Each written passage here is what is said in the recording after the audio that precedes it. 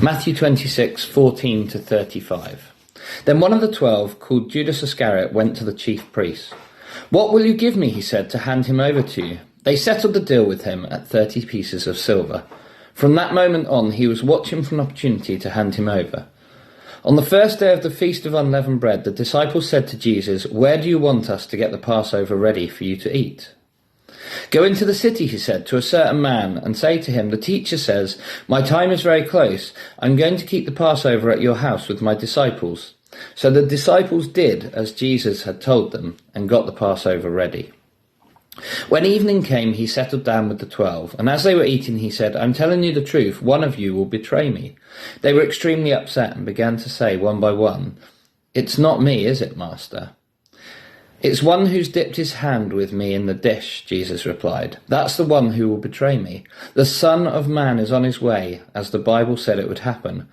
But it's misery for the man who hands him over. It would be better for that man if he'd never been born." At this, Judas, who was planning to betray him, said, "It isn't me, is it, teacher?" "You've just said so," he replied. As they were eating, Jesus took some bread, blessed it, broke it, and gave it to the disciples. "Take it and eat it," he said. "This is my body." Then he took a cup, and after giving thanks, he gave it to them.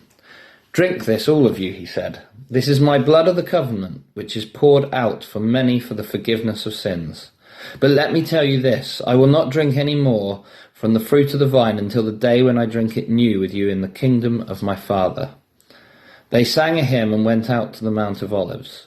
Then Jesus said to them, "You're all going to stumble and fall tonight because of me. This is what the Bible says you see.